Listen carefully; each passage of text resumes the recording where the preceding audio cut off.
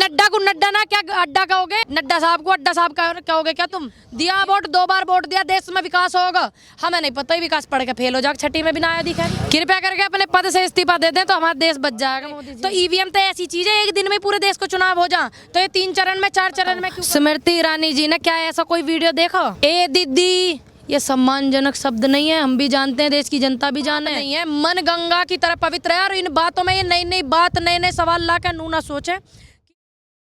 के खेत में अक्सर आग लगती है, लेकिन ये आंदोलन में भी आग भड़क रही है किसानों। मोदी जी हैं देश में तो संभव है।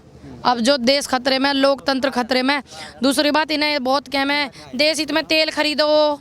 देखिए हम तो खरीद नहीं सकते किसी से भीख मांग के या दलाली करके 100 रुपये लीटर।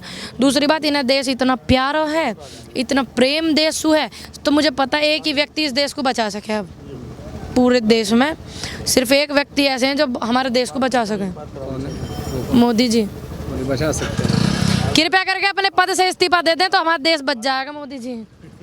हाँ बच जाएगा भाई। अच्छा, कल स्मृति ईरानी ने कहा है कि ममता बनर्जी जो है नरेंद्र मोदी को गाली देती है, जबकि वो इनको दीदी कहते हैं। तो स्मृति ईरानी की बातों में दम है ना कि ये प्रधानमंत्री को कोई गाली कैसे दे? एक बात बताओ, स्मृति ईरानी जी ने क्या ऐसा कोई वीडियो देखा? ए दीदी, ये सम्मानजनक शब्द नहीं है, हम भी जानते हैं, देश की जनता भी जाने, दीदी भी जाने। ठीक, एक नारी चाहे किसी भी दल की हो, सबसे पहले वो हमारे देश की नारी है, चाहे किसी देश की नारी है, उसका सम्मान करना बहुत जरूरी है। क्या ये सम्मानित शब्द है? ए दीदी है सम्मानित शब्द आपकी नज़रों में? नहीं है ना। बेशक आप दीदी कह रहे हो, लेकिन उसमें सम्मान कहीं आ रहा नजर आपको? नहीं आ रहा। दूसरी बात, अगर ऐसी बात है उन्होंने गाली दी है तो आप निकाल के ला के दिखाना उन्हें, मीटिंग करो उनसे। तुम्हें बड़ा शौक है विपक्ष से बात करने का, किसानों से बात करने का शौक नहीं है उन्हें, तो विपक्ष से बात करने का ज़्यादा शौक है।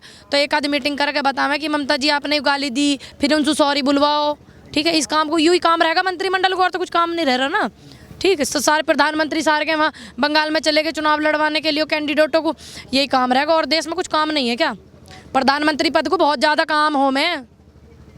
अच्छा, एक घटना हुआ कूच बिहार में, वहाँ कल वोटिंग होने वाला है। वहाँ सीआईएसएफ के गोली से 4 लड़कों की मौत हुई थी। 18 से 24 साल के बीच उनकी एज थी। लेकिन अब जो है बीजेपी के अध्यक्ष जो है बंगाल बीजेपी के दिलीप घोष, उन्होंने कहा 4 नहीं बल्कि 8 को मारना चाहिए था। तो ये ऐसे बयान क्यों देते हैं ये लोग? मुझे तो ऐसा लगा सीआरपीएफ के जमाने ने न मारे हो, न नहीं मरवाए हो किसी पे। इनके बयानों से यही लग रहा। ठीक, अब देखो ना, आप जिस मंत्रिमंडल में और सत्ता में सरकार होने के बावजूद भी ऐसी टिप्पणी करें 4 नहीं 8 मरने चाहिए। तुम्हारे घर में क्या क्या क्या मरे हुए हैं? पूछ कहिए उनसे कल को टाइम लेकर। ठीक, और जब ये टिप्पणी करें, कितने बच्चे आपके हैं? जब किसी माँ का एक बालक मरे है ना, चाहे वो शहीद हो जावे चाहे वो मर जावे, तो उसके जी पे क्या बीता है आप अपनी घरवाली से जाकर पूछना। नारी देश जगत की, संसार जगत का श्रृंगार है। जितने वर्ल्ड में जनता है, जितनी भी उसका श्रृंगार है, तो एक नारी बच्चा पैदा करती है तो उस अपनी घरवाली से पूछ के आना। आपको जिस महिला ने पैदा करा वो भी एक नारी है, तो आप पूछ के आना कि क्या दर्द होवे, क्या दुख होवे।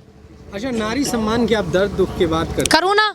इसी प्रधानमंत्री ने तो बेटी बचाओ बेटी पढ़ाओ अभियान चलाया, तो उस पर आप कुछ नहीं कहेंगे? क्यों ना कहूँगी। बेटी बचाओ बेटी पढ़ाई अभियान चलाया, यूँ क्या हो रहा? इतने हमारे उत्तर प्रदेश में उन्नाव में देखते क्या हुआ, हाथरस में देखते क्या हुआ, कबाड़े की तरह लड़की को जला दिया। वो जो लड़की थी उसका वो हो गया था बलात्कार, उसको कबाड़े की तरह जला दिया रात को 2 बजे। कौन से वेद पुराणों में, कौन से धर्मशास्त्र में लिखा हुआ रात को 2 बजे तुम बॉडी जलाओ? तो बताओ कहाँ बेटी बचाओ बेटी पढ़ाओ? अब तो फिक्र सी होने लग रही है कि बेटी बचाओ इसका मतलब ऐसे दरिंदों से बेटी बचाओ, ऐसे दरिंदों से बेटी बचाओ। फिर टीएमसी के सांसद हैं एक, उन्होंने कहा है कि जैसे बंगाल में बीजेपी आकर के अटैक कर रही है, प्रधानमंत्री की जो भाषा है लगता है वो कोई किसी जो एरिया का डॉन हो, रंगबाज हो, ऐसी भाषा का वो प्रयोग कर रहे हैं बंगाल के अंदर। मैंने तो उनके कई भाषण देख लिए भैया, हमें भी ऐसी महसूस हो रहा, हमें भी हो रहा है। इसमें कौन सी दोहराने वाली बात है? झूठ बोलने वाली बात सच बोलना चाहिए। और ये जो इनके मंत्रिमंडल में मंत्री बने बैठे हैं, तंत्री जितने भी हैं, उनके भी टिप्पणी देखी मैंने। तो एक राजनाथ सिंह जी हैं जो उन्होंने कोई टिप्पणी ऐसी किसानों के लिए नहीं कही।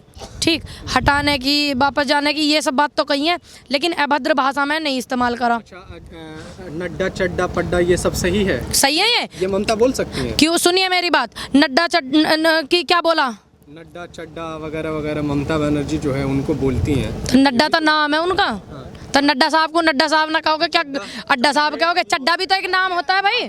भाई चड्डा साहब जो होता है, मुझे जितना पता शायद पंजाबियों में कुछ गोत होता है ना, गोत होता है चड्डा साहब। तो फिर क्या दिक्कत होगी? नड्डा भी होता है, नड्डा तो वे खुद ही है। और चड्डा साहब मैंने तो बहुत सुना पिक्चरों में गोत होवे भाई। लेकिन उन्होंने अभद्रता के साथ कहा ना। अभद्रता कैसे करी?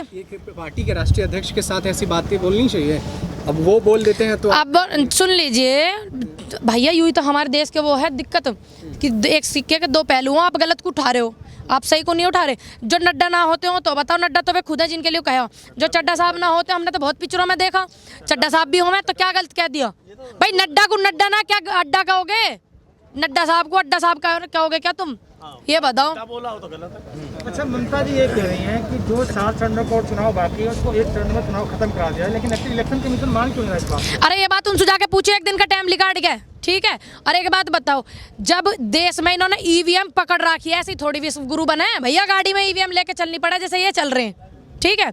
जब उनको पता है कि ईवीएम से वे चुनाव करवाने लग रहे, तो ईवीएम तो ऐसी चीज है एक दिन में पूरे देश को चुनाव हो जा, तो ये 3 चरण में 4 चरण में क्यों कर रहे हैं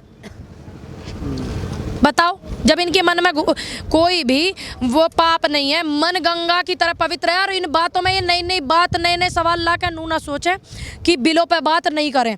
बिलों पे सभी बात करें, बिल रद्द करवाएं, इन पे बात करें, बिलन के हाल क्या है उनकी बात करें बस। ममता जी ये कह रही हैं कि ज़्यादा से ज़्यादा 70 सीट से ज़्यादा बीजेपी वहाँ नहीं जीत पाएगी, और मोदी जी कह रहे हैं 200 के पास। भैया बहुत मैंने बताया नहीं, विश्व गुरु ऐसी थोड़ी बनना पड़े, गाड़ी में ईवीएम ले जानी पड़े, बताए नहीं। हाँ। टीएमसी के घर भी पकड़ी जाती है। पहले कहा को ना पकड़ी, ये तो भैया पहले पकड़ी जा रही, जांच करो, पड़ताल करो, ठीक, मैं करूँ जांच। दूसरी बात, मैं टीएमसी सुनाऊँ, आज तक मैं अपने भविष्य में कभी भी, मैं आपको बता दूं, किसान नेता बंगाल गए हुए हैं, तो कहा होगा गए तो क्या ममता जी को जिताने के लिए? अरे वो किसानों को समझाने गए भाई, चुनाव में ही किसानों को समझाने जाएंगे, पहले तो नहीं जा रहे थे, अभी जा रहे हैं। अब किस पहले बिल भी तो ये अभी लेकर आए, पहले कहाँ लेकर आए हैं? बिल भी अभी लेकर आए हैं, विरोध भी किसानों ने इन बिलों का ही करा, तो इसलिए अभी बिल लेकर आए, तभी तो समझाएंगे, समझाने की जरूरत तो है ही भाई। क्या पता हमारे अपने हैं वे भी भ्रमित हो जाए हमारी तरह, जैसे हम, मैंने करी मुँह रखता ही, मैंने करी खुद, मैं तो खुद कहती हूँ बैठ के, 1000 बार बोला दिया वोट मोदी जी को, जो होता हो कर लो, फांसी करवा लियो, दिया वोट, 2 बार वोट दिया, देश में विकास होगा। हमें नहीं पता ही विकास पढ़ के फेल हो जाए, छठी में भी ना आया दिखा अभी, हमें नहीं पता ही। अच्छा, बंगाल की जनता से आप क्या अपील करना चाहेंगे?